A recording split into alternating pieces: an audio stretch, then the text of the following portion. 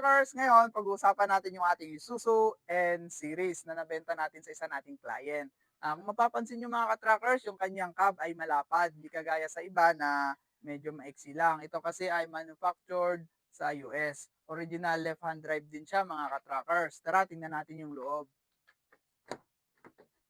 Ayan, kung mapapansin nyo, malawak yung loob niya, maluwag.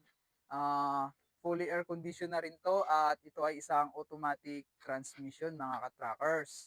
Ang battery niya naman, isang 12 volts connection. Kung mapapansin nyo, naka-parallel connection yung ating battery.